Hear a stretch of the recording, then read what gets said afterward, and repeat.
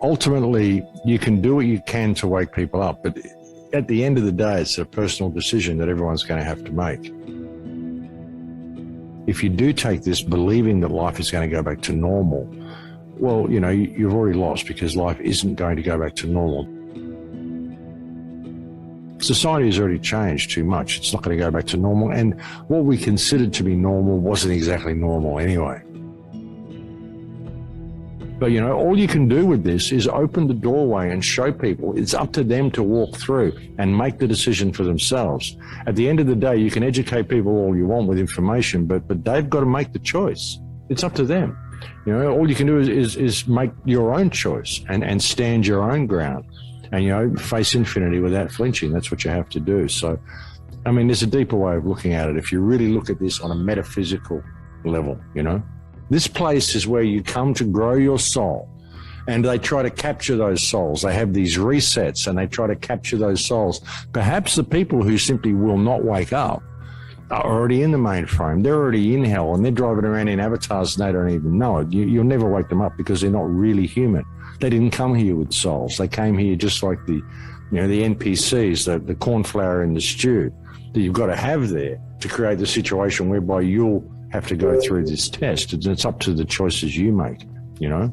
Look, there's so many, it's difficult to know where to begin. I mean, I went down this rabbit hole when I was quite young, and I realized that, you know, a lot of the stuff that they're telling us are ancient mysteries aren't really mysteries at all. And there's so much stuff lying around the earth which proves that the history they're telling us is wrong, that it can't be a mistake. It's got to be a cover-up. And I mean, if I can see this stuff, surely they can see it. You know, so I began at a very early age to see that. But the thing is, I mean, I'd always believed the timeline was correct. Everything happened 4,000 years ago or 5,000 years ago or 12,000, you know, whatever they told us. It wasn't until recently that I realized the timeline's all wrong. And a lot of the stuff they're telling us thousands of years ago it was only hundreds of years ago.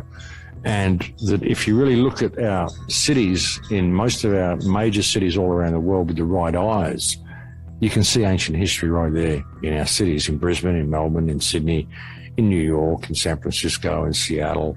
I mean, there's an old culture that exists that we've built a facade over. A lot of the old buildings and things that exist, our old town halls and churches and some of these things in our country were not built by our culture. Now, the evidence is all around the world, and they've basically expunged it all. They've had book burnings everywhere. They've had major fires in all major capital cities all around the world, not just the Great Fire of San Francisco or the Great Fire of London. If you really look into it, you find they've had great fires everywhere. And all you've really got to do is you know, look at the architecture you're seeing in some of these places and look at the timelines we're given for it, because once you see it, you can't unsee it. So, you know, this is just what they've done. They've changed the timeline. They've changed everything. You know, every single thing we've been taught by this government, by this education system, by this establishment is a lie. Everything. Not just part of it, everything. We've lost the art of being human, the art of our lives. It's all been taken from us. It's all come down to functional. Lead us into the mainframe, further and further into the mainframe, into the virtual reality. As I've said to people, this is what the internet is. This is why people blame the Jews and they blame the Jesuits. Sure, there's all these bad forces that are doing all these bad things, but what is in control now is AI. And that's what we're being led into, is artificial intelligence. This is what's going on behind the scenes. It's our giving ourselves away to all this stuff because of this illusion that's been put on us, which is all coming through the internet, all coming through these screens, these scrying mirrors that everybody's involved in all the time. You get out there in the real world, in nature's world, in God's world, and none of that's there. You know, so what are we giving ourselves to?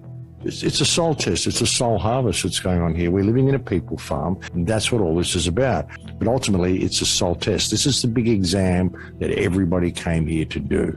That's why you cannot, I mean, you can work to wake people up, but ultimately it's going to go to its natural conclusion. And the only person that you can really be responsible for is yourself, because at the end of the day, you've got to make that decision for yourself. You can't be responsible for your wife, your husband, your son, your father, anybody. It's their sole choice. And whatever choice they make, it's okay. That's their decision. If they choose wrongly, well, perhaps they'll have to come back and do it again another time, or perhaps they'll just go where that soul goes. But like I said, you could think of it as a form of cleansing. And no matter how much you love these people, it's simply the way it has to be. Because this is a way of soul purification.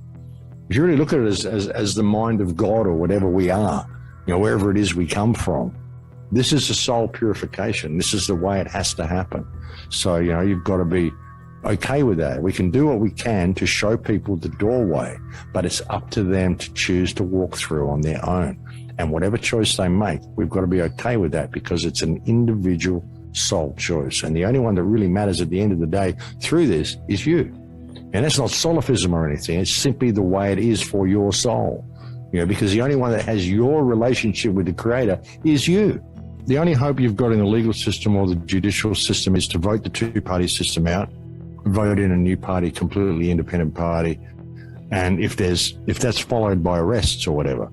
But I mean, you don't know. I mean, ultimately, that may wake people up to the point that you can turn it around. That would be the only peaceful remedy that you've got.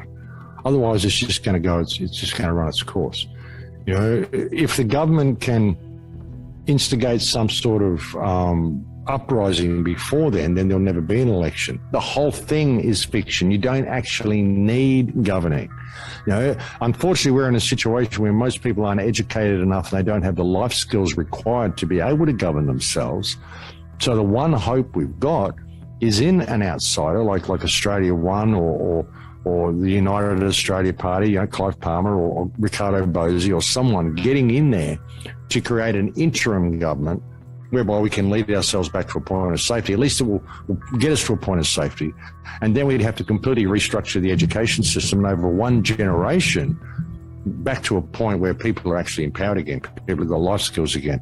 And then we get a point where government becomes smaller and smaller and smaller, and we're, eventually we all govern ourselves. I mean, that would be the great way to do it, but a lot of people simply aren't going to make it through that. As much as I'd like to see that happen, it's kind of a utopian, unrealistic perspective. But how many people are going to do that? They're scared to, because they've been trained and programmed and taught to be scared. So, it's really got to run its natural course, brother. I can't see any real way out of this. People are just going to have to make this decision of where they are in themselves, how set they are with themselves and how ready they are to face what's coming, because things are about to get really, really weird, irrespective of what we do about it. The ball's already rolling.